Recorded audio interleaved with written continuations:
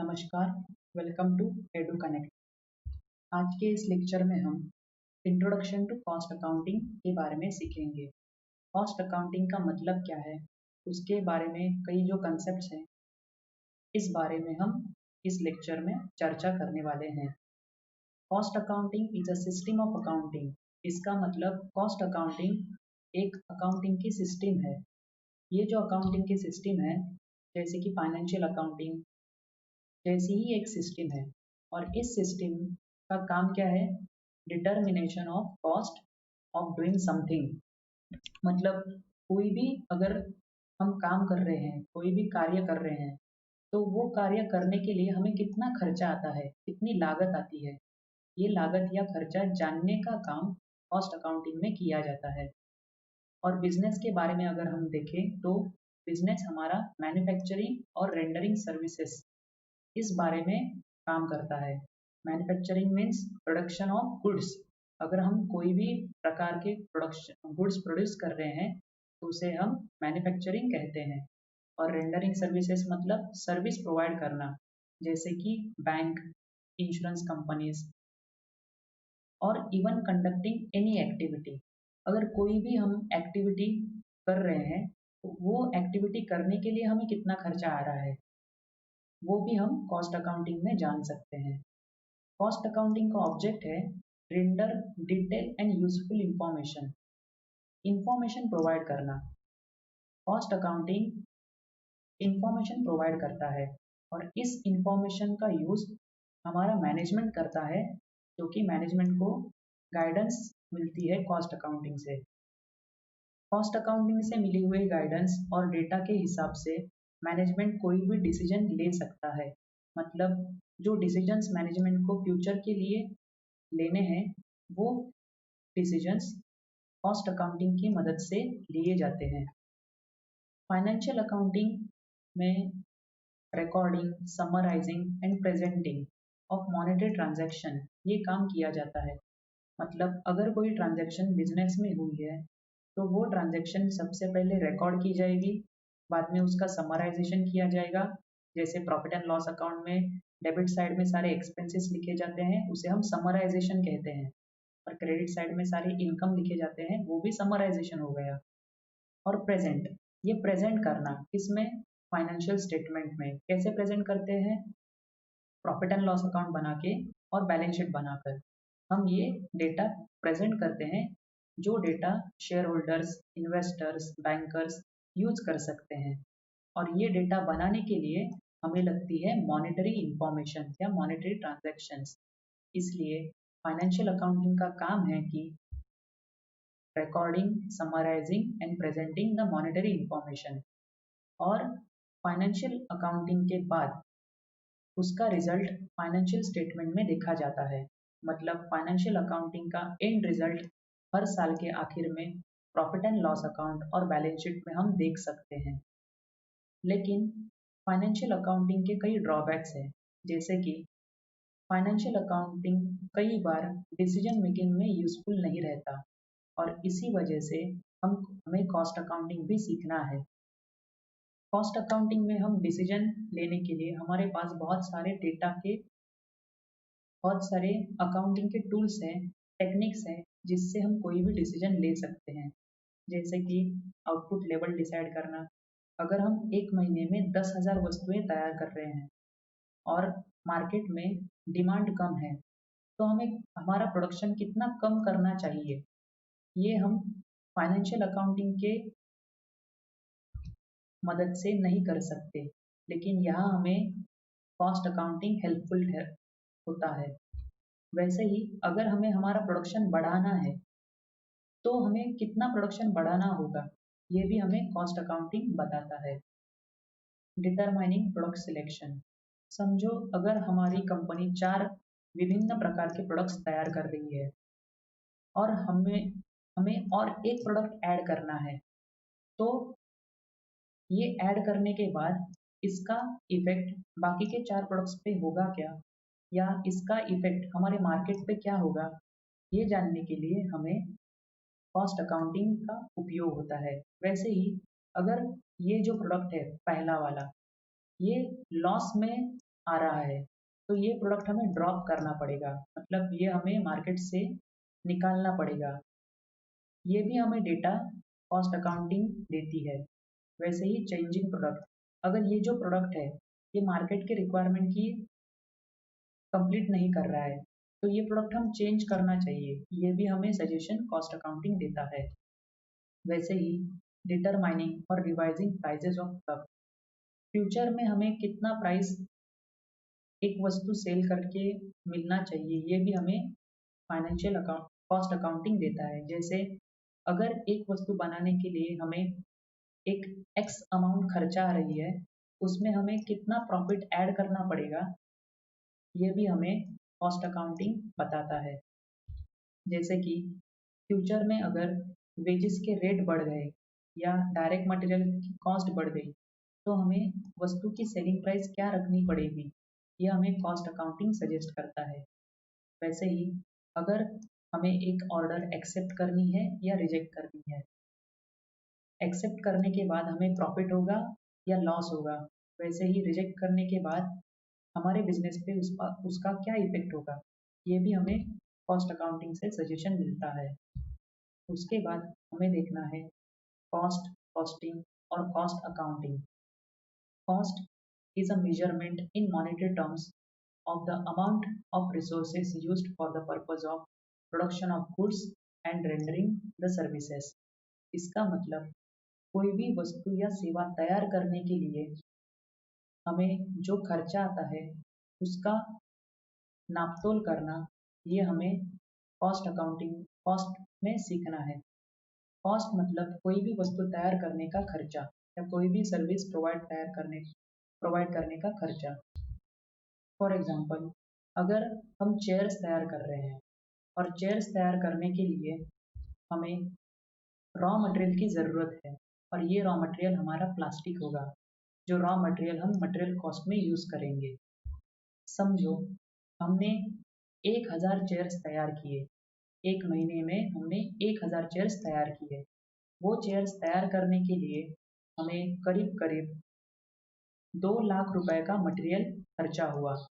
तो 2 लाख रुपए का मटेरियल खर्चा होने के बाद हमें 1000 चेयर्स कंप्लीट मिली हुई है। तो हम ये कह सकते हैं कि एक चेयर तैयार करने का खर्चा हमारे लिए 200 रुपया है और यही 200 रुपया फाइंड आउट करना, मतलब एक चेयर तैयार करने की कॉस्ट 200 रुपया है, तो 200 रुपये को हम material cost of producing one chair कहेंगे। वैसे ही वेजेस के बारे में, 1000 चेयर्स तैयार करने के लिए हमने सैलरी और वेजेस पे 5 लाख रुपए खर्चा किए हैं, तो हम ऐसा कह सकते हैं कि एक चेयर तैयार करने के लिए हमें 500 रुपया खर्चा आया है। उसके बाद हमें देखना है कॉस्टिंग। कॉस्टिंग मतलब इट इज़ द टेक्निक्स और प्रोसेस ऑफ असरटेनिंग कॉस्ट। कोई भी कॉस्ट निकालने के लिए हमें जो टेक्निक यूज़ करनी पड़ती है या प्रोसेस यूज़ करनी पड़ती है उसे हम कॉस्टिंग कहते हैं। कॉस्टिंग के बहुत सारे एग्जाम्पल जैसे कि स्टैंडर्ड कॉस्टिंग है, मार्जिनल कॉस्टिंग है। कॉस्टिंग में costing means cost finding by any process of और टेक्निक्स। कॉस्टिंग में 3 स्टेप्स आते हैं। सबसे पहले ascertaining and collecting of cost, मतलब सबसे पहले हमें कॉस्ट का जो डेटा है वो सब कलेक्ट करके रखना है। उसके बाद analysis and classification of cost, ये जो डेटा हमने कलेक्ट किया हुआ है ये अलग अलग प्रकार में हमें क्लासीफाई करना है। और उसके बाद allocating the total cost to particular thing, ये जो हमने डेटा अलग अलग टाइप में क्लासीफाई किया है वो हमें उसके आगे अलोकेट करना है प्रोडक्ट ए पे या प्रोडक्ट बी पे। तो ये स्टेप्स कॉस्टिंग में आते हैं। उसके बाद cost accounting. Cost accounting is a system of accounting. Financial accounting, management accounting जैसे ही कॉस्ट अकाउंटिंग एक अकाउंटिंग की सिस्टम है by means of which cost of product or service are ascertained and controlled। कोई भी वस्तु की कॉस्ट हम सबसे पहले ढूंढते हैं कि कोई वस्तु तैयार करने के लिए हमें कितना खर्चा आया है और उसे कंट्रोल भी करते हैं। फॉर एग्जांपल, इस कॉस्ट में हमने 200 रुपया मटेरियल कॉस्ट लिया था और वैसे ही वेजिस का कॉस्ट लिया था 500 रुपया। मतलब अगर हमें एक चेयर तैयार करनी है तो वो चेयर तैयार करने के लिए हमें करीब करीब 800 रुपया खर्च 700 रुपया खर्चा आ रहा है। 100 रुपीज़ हम ऐसा ही अदर एक्सपेंसेस ले लेते हैं और ये मान के चलते हैं कि एक चेयर तैयार करने के लिए हमें 800 रुपया खर्चा आ रहा है। तो उसमें हम हमारा 200 रुपया प्रॉफिट ऐड करेंगे और ये 200 रुपया प्रॉफिट ऐड करने के बाद हमें वो चेयर कम से कम 1000 रुपया में सेल करनी पड़ेगी। तो ये हमें 1000 सेलिंग प्राइस है। अब आगे हम देखते हैं कॉस्ट अकाउंटिंग में ये जो कॉस्ट है ये हमने ढूंढ ली। अगर ये कॉस्ट कम हुई, मतलब ये कॉस्ट अगर 700 हुई, मतलब हमने हमारे बिजनेस में इफेक्टिवनेस और इफिशियंसी लाई, ये कॉस्ट 700 हुई। उसके बाद हमने ये चेयर 1000 रुपये में बेची, तो यहाँ हमारा प्रॉफिट बढ़ जाता है। इसका मतलब ये है कि अगर हमने कॉस्ट अकाउंटिंग और कॉस्टिंग प्रिंसिपल्स इफिशिएंटली अप्लाई किए, कंट्रोल अच्छा किया, तो हमारा प्रॉफिट पॉजिटिवली इम्पैक्ट होगा और प्रॉफिट बढ़ता रहेगा। और इसीलिए हमें कॉस्ट अकाउंटिंग सीखनी पड़ेगी। उसके बाद cost accounting is the application of costing principles, methods, techniques in the ascertainment of cost and analysis of savings and it is compared with previous experience और standard। मतलब एक जनवरी महीने में हमें एक चेयर तैयार करने के लिए 800 रुपया खर्चा आया। फरवरी महीने में वही चेयर तैयार करने के लिए अगर हमें 750 रुपया खर्चा आ रहा है, तो हम 750 रुपया 800 रुपये से कंपेयर करेंगे और रीज़न देखेंगे कि ये 50 रुपया खर्चा कम क्यों हुआ। और अगर वो खर्चा कम हुआ है तो ये प्रॉफिट में अच्छा रिजल्ट लाएगा। वैसे ही मार्च महीने में वही खर्चा 900 रुपया गया, तो ये खर्चा 900 रुपया क्यों गया, ये भी हम सोचेंगे, इसका असरटेनमेंट करेंगे और इसे कंट्रोल करेंगे। मतलब कॉस्ट हमें बढ़ने नहीं देनी है, कॉस्ट कम करनी है या फिर कंट्रोल करनी है। उसके बाद the information supplied by cost accounting as a tool of management for making optimum use of scarce resources. जो इकोनॉमिक प्रॉब्लम होता है, इकोनॉमिक प्रॉब्लम क्या है, हमारे रिसोर्सेस स्केर्स हैं, मतलब हमारे पास जो संसाधन है वो बहुत लिमिटेड है और ये लिमिटेड संसाधन की मदद से हमें मैक्सिमम ऑब्जेक्टिव्स अटेन करने हैं। और कॉस्टिंग की मदद से हम जो ये स्केर्स रिसोर्सेज हैं इनका ऑप्टिमम यूज कर सकते हैं, मतलब अच्छे से अच्छा और ज़्यादा से ज़्यादा हम यूज कर सकते हैं।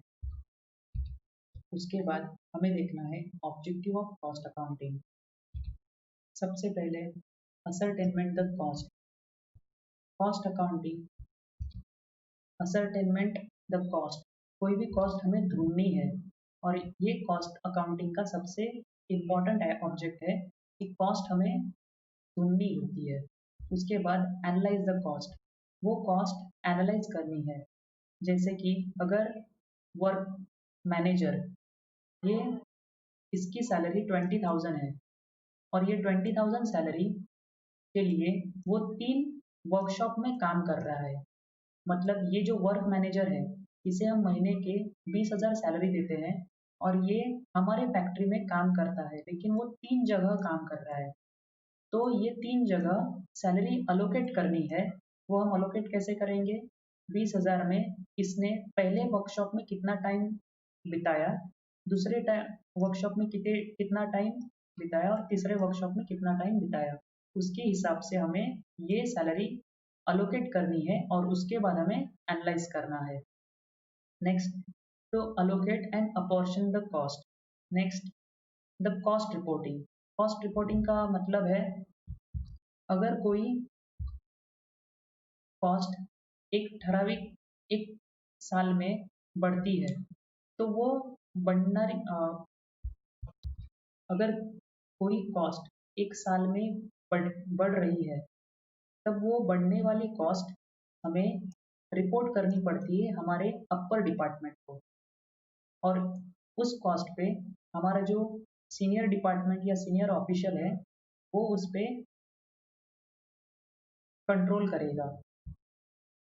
To assist the management, management को डेटा प्रोवाइड करना और डेटा प्रोवाइड करने के बाद मैनेजमेंट को असिस्ट करना डिसीजन लेने में। कॉस्ट कंट्रोल, कॉस्ट पे हमें कंट्रोल रखना है, उसे ज़्यादा बढ़ने देने देना नहीं है। ऑप्टिमम प्रोडक्ट मिक्स, मतलब अगर कंपनी हमारी 4 विभिन्न प्रकार के प्रोडक्ट्स तैयार कर रही है, उसमें से कौन से ऐसे प्रोडक्ट्स मिक्स हैं जो हमें ज़्यादा से ज़्यादा प्रॉफिट देंगे, वो हमें सोचना होगा। मतलब अगर ये प्रोडक्ट जो है ये लॉस में चल रहा है, तो हमें ये 3 प्रोडक्ट मिक्स से ज़्यादा प्रॉफिट हो जाएगा। प्रोडक्ट मिक्स का मतलब ये है कि अगर हम 4 या 5 प्रकार के प्रोडक्ट तैयार करते हैं और ये तैयार करने वाले प्रोडक्ट हम मार्केट में जाके सेल करते हैं। सेल करते वक्त हमें इनमें से कोई एक प्रोडक्ट को अच्छा रिस्पॉन्स नहीं मिल रहा है, तो वो हमें प्रोडक्ट कम करना होगा। लेकिन वो प्रोडक्ट कम करने के बाद हमारा प्रॉफिट बढ़ेगा या कम होगा, ये तो हम बता नहीं सकते। इसके लिए हमें सबसे पहले कॉस्ट अकाउंटिंग के साथ उसका कंट्रीब्यूशन देखना पड़ेगा कि वो प्रोडक्ट हमारे बिजनेस के लिए कितना कंट्रीब्यूट करता है और उसका कंट्रीब्यूशन में क्या रोल है। कंट्रीब्यूशन अगर नेगेटिव होगा तो हमें वो प्रोडक्ट निकालना पड़ेगा, नहीं तो वो प्रोडक्ट हमें कंटिन्यू करना पड़ेगा। उसके बाद फ्यूचर में जो पॉलिसी है वो डिसाइड करने के लिए भी हमें कॉस्ट अकाउंटिंग की मदद होती है। उसके बाद cost centre and cost unit.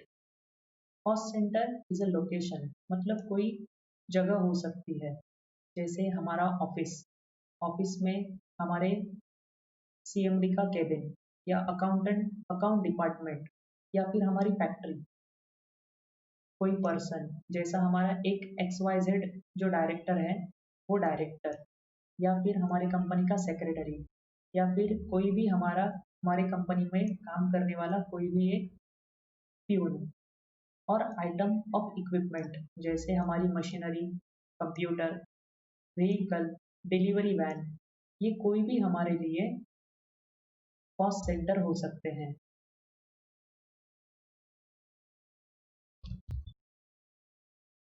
Cost centre का पर्पस है कि ascertain the cost and control of cost, मतलब हमें कॉस्ट ढूंढनी है और उसे कंट्रोल करना है, और इसी के लिए हमें कॉस्ट सेंटर देखना होता है।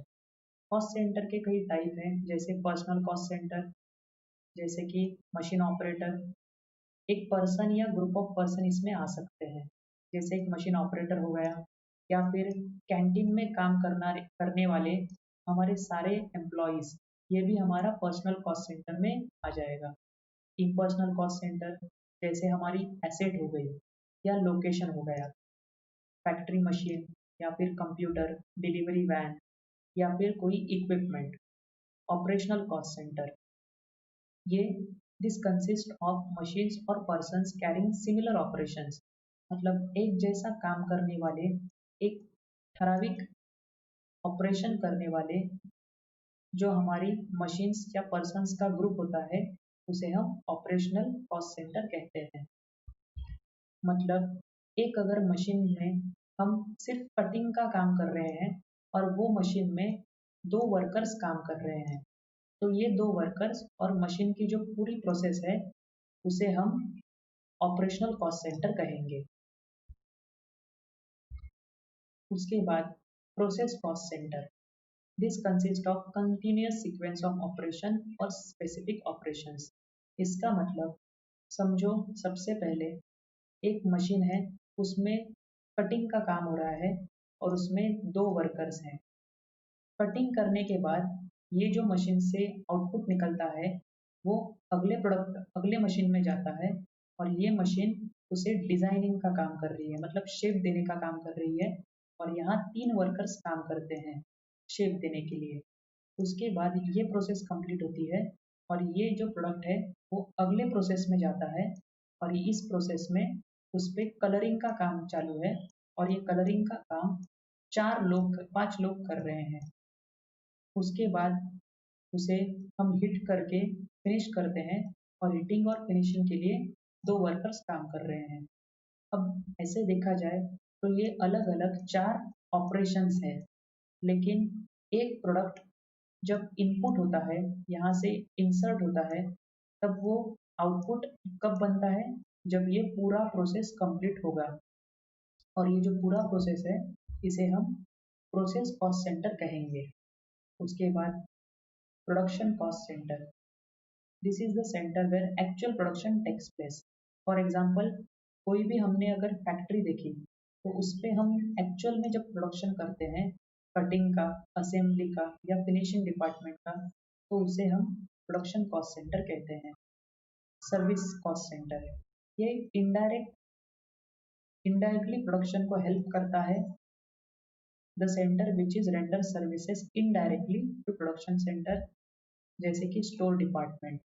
स्टोर्स डिपार्टमेंट से रॉ मटेरियल हमें प्रोडक्शन डिपार्टमेंट में मिलता है। रिपेयर और मेंटेनेंस डिपार्टमेंट से हमारी मशीन रिपेयर और मेंटेन रहती है। परचेज डिपार्टमेंट से रिक्वायरमेंट जैसे हम परचेस कर सकते हैं। और ये हमारा पूरी तरह से कॉस्ट सेंटर को डिफाइन करता है। उसके बाद cost unit, it is a unit of product, service और time in terms of which cost are ascertain or explain or expressed। Cost unit मतलब कोई भी हमने अगर वस्तु या सेवा तैयार की है तो उसे हम किस स्वरूप में एक्सप्रेस करेंगे, उसे हम कॉस्ट यूनिट कहेंगे। जैसे अगर मैं मार्केट में केले लेने जा रहा हूँ तो केलों को मैं डजन में गिनूंगा। अगर मैं मार्केट में दूध लेने जा रहा हूँ तो दूध को मैं लीटर्स में गिनूंगा। वैसे ही बिजनेस अपने जो आउटपुट है, आउटपुट को गिनते वक्त कई कॉस्ट यूनिट्स को अप्लाई करता है।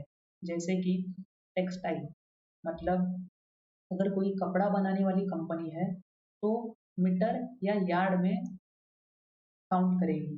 मतलब अगर एक टेक्सटाइल बनाने वाली कंपनी विमल विमल कंपनी जो टेक्सटाइल मतलब कपड़ा बनाती है, वो कह सकती है कि जनवरी महीने में हमने 5,000 मीटर कपड़ा तैयार किया है। तो ये 5,000 और आगे मीटर, मीटर ये उनके लिए कॉस्ट यूनिट हो गया। ये यार्ड भी हो सकता है।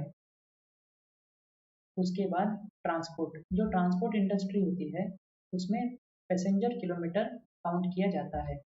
अब एक पैसेंजर किलोमीटर का मतलब क्या है, समझो अगर एक बस एक एरिया में से दूसरे डेस्टिनेशन को जा रही है और इनमें जो पूरा डिस्टेंस है वो 10 किलोमीटर है। अब बस सबसे पहले यहाँ से स्टार्ट होगी और यहाँ जाके रुकेगी। अगर हमने पूरे साल का एक्सपीरियंस किया तो हमें क्या पता चलता है कि बस में यहाँ 5 अलग अलग स्टॉप हैं। पहले स्टॉप में 10 लोग बस में आते हैं, दूसरे स्टॉप में 3 लोग बस में आते हैं, तीसरे स्टॉप में 4 लोग बस में आते हैं, चौथे स्टॉप में 2 लोग, पांचवें स्टॉप में 3 और लास्ट स्टॉप में 1। तो ऐसे अगर हमने काउंट किया तो टोटल पैसेंजर्स हमारे हो गए 23 पैसेंजर्स। मतलब 23 पैसेंजर्स ने हमारे बस में ट्रैवल किया। लेकिन टोटल ट्रैवल कितना किया, ये जानने ये जानने के लिए